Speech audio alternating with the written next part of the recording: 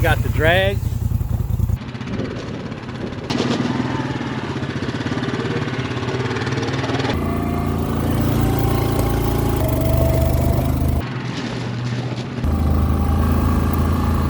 Hey guys, Kapper here, welcome back.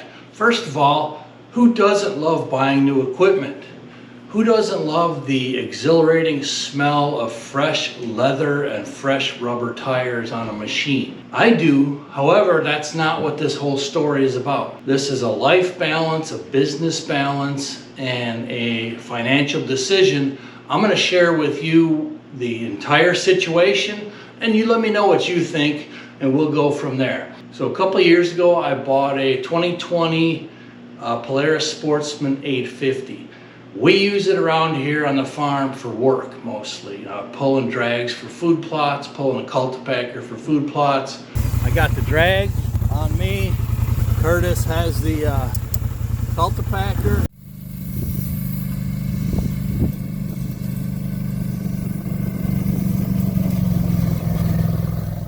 Getting in tight spaces, a little bit of fun and trail riding, which I'd like to do more of, but I haven't had the time lately. So anyways, last fall I was planting food plots with Phil. He was there, and when I had a load on the Sportsman, like running a drag in loose dirt or the cultipacker, it made a heck of a whining noise. So we both knew that something is going bad really fast and it's in the clutch. So now fast forward to spring, I took it in a few days ago to a Polaris dealer. I said, look, go ahead and do all the service.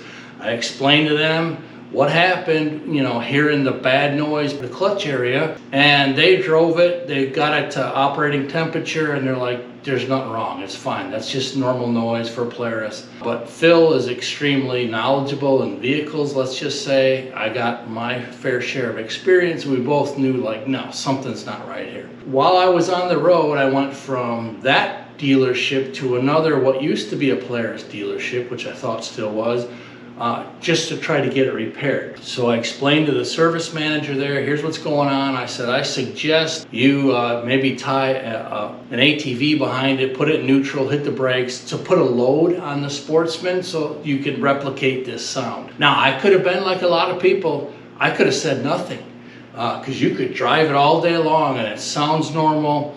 It rips, there's no problems until you put a load on it. So I could have done that, but I just can't rip people off. That's not in my nature. And they did appreciate that. That's why we're kind of working on things. So anyways, they as you'll see in the video here, they tried pulling a forklift, which is quite hefty, and they got it to whine a little bit louder. Man, that's an awful lot of weight you're putting behind her. Did it?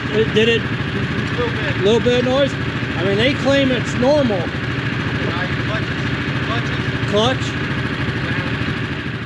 So the crux of this video is, would you, on a used Polaris with very, very high miles and hours, mind you, I got a couple good years out of it, would you buy a new clutch that could be between probably $2,000 and $3,000, or would you buy a new machine? So let me explain a little further before you make your decision. For the new clutch, considering it's already a high mileage vehicle, I could be looking at, they actually priced it out. So they called the Polaris dealer at the Yamaha dealer, which it's a long story, but they used to be Polaris, but not anymore. So he actually had the pricing on. He's like, it's $700 if it's this part of the clutch. It's another $400 if it's this part, and another $400 if it's this part. And that was just the parts. So for someone like me taking it in to hire it out, I'm looking at probably a minimum of $2,000, maybe $3,000 for a new clutch for a used machine with high hours and high miles. Compare that to the trade-in offer that we talked about. And again, I'm losing a couple grand on the trade-in because of the clutch, but I have a clean conscience. I'm not gonna rip somebody off. So for the new 2023 Yamaha Kodiak 700 with power steering, that's the two things I wanted. I wanted power steering and a winch, and of course four-wheel drive with a locking rear differential. So right now we're kind of going back and forth, but I'm looking at like $5,500-ish out of pocket, out the door, with the trade-in and that.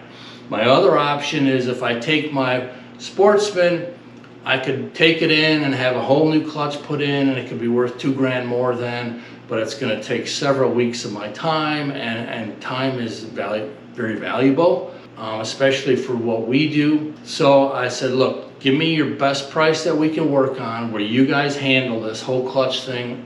I want to wipe my hands of it, and I want a new machine with these options. So would you consider, I think I paid about $9,000 for that machine 2 years ago, give or take. So would you rather buy a clutch for $2,000 or $3,000 on the first machine, the Polaris, or would you spend $2,000 more, like $5,500-ish, for a brand new 23 machine, which, if I read the documents right, I think it has a 10-year warranty on the engine and drivetrain. But either way, $2,000 to $3,000 conservatively to keep the 2020 Polaris Sportsman, or $5,500 for a brand new model with a full warranty and all those things that come with the warranty. Is this a 23 or 22? This is a 23 model. All right, so this is the 700 Kodiak. What options does this one have? The 2023 Kodiak will come with the special edition model will come with your power steering. It'll come with a 3,500 pound Warren winch.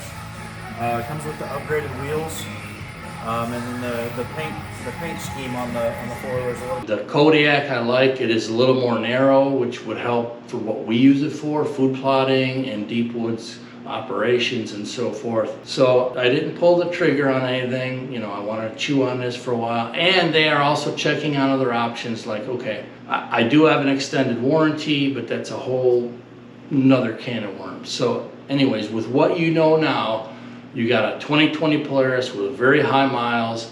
Would you invest in a new clutch and new belt and everything, or would you opt for a new Yamaha, in this particular case 700 with power steering, for another $2,500 or $3,000 more? Of course, it's a business investment, so there is a write-off to this investment as well.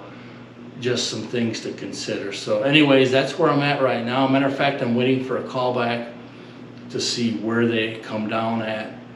So we'll see. Am I going to have a brand new machine? Oh wait, is Sharon going to have a brand new ATV? I don't know. But the point is, tomorrow I'm meeting the loggers at Project 291.